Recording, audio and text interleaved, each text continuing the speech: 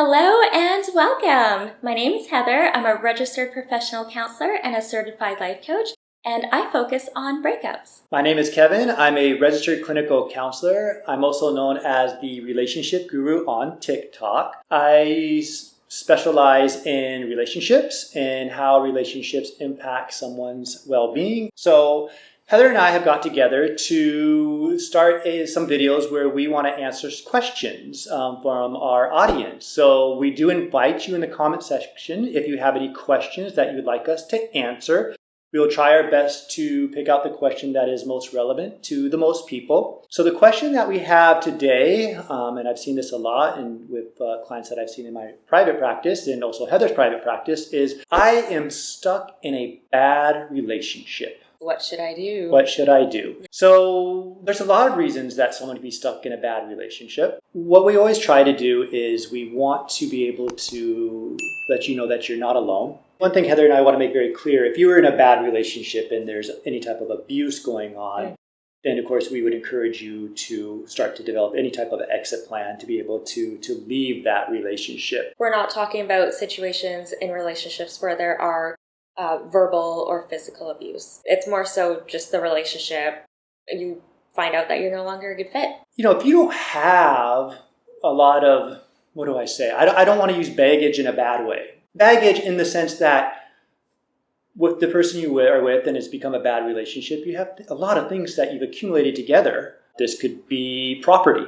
You could own a house together. Have kids together. You invested the emotional investment, the time in the relationship. Could be family pressure. Could be for religious reasons. Or societal pressures. Mm-hmm. I see some clients that I've had that they just feel like if they leave the bad relationship, that it's a failure. And they don't want to feel that way after they invested so much time. And that's another one, is investing so much time in 20 years, 25 years, 30 years, and to say, how am I supposed to start over? Where do I go? I guess the other thing that might keep people stuck is they feel guilty if they leave the relationship. And so they don't want to hurt someone that they maybe still have feelings for, but they realize this is a bad relationship. But staying because you don't want to hurt the other person or you feel guilty. And kind of like what you mentioned, if there's kids involved, you don't want to feel guilty for kind of breaking up the family unit. I was thinking of some articles that I've read and that include the research in those articles. And they do say, one of the reasons we stay in these relationships that are bad is exactly what Heather said, is just the guilt. We walk around with a lot of guilt. And a lot of times guilt keeps us from doing what we actually think is best for our personal situation. And it keeps us in these relationships. If you have other ideas or if there's other reasons that people stay in a bad relationship, please share those in the comment section. And staying in the relationship because it's comfortable. You know, even though it might not be the most ideal situation for them, even if they feel stuck or unhappy, at least they're familiar with that situation, and that might be enough for them to kind of stay. So many reasons that are valid reasons for someone to say, hey, I'm in this relationship that I consider no longer a good relationship. In fact, I'm pretty checked out. It's just not that easy to leave. Yeah, and it is scary to have to think about, what would my life look like if I wasn't in this relationship? If I wasn't dependent on this person that I am dependent on? You also might have to think about okay, how am I going to take care of the kids?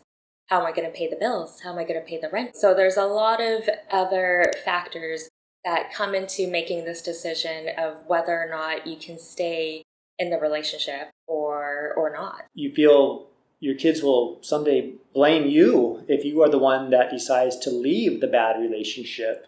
They'll blame you for all their problems later on and said, why did you leave us? Or not necessarily leaving us, but leaving the marriage. A lot of times when kids do get older, they understand. In fact, I hear a lot of times that for couples that stay together and it was quite horrific and toxic, the kids will say, gosh, I wish they did separate because I never saw what a loving marriage or relationship was like. If you are stuck in a bad relationship, you feel like, Heather, Kevin, I cannot get out of this relationship. I still want to be able to be happy. I still want to be able to be there for my kids. I still want to have friends. I still want to enjoy my life.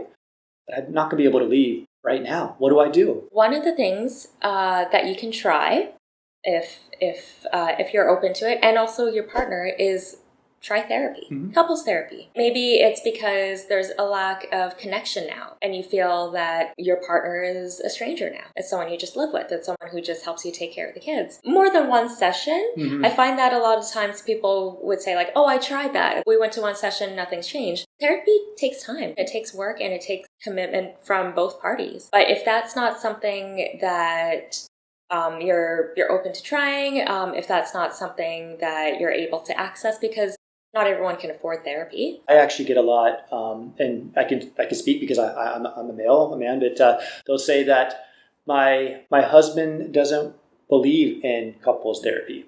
They won't go, they won't participate. And I'm not going to say it's always only men who are saying that. I've also had some female clients who've also said that therapy doesn't work. I've done it in the past. I also don't think it's going to work for my situation. You can always try either self-help books, there's a lot of resources out there, and try it in the relationship to see if there's any difference.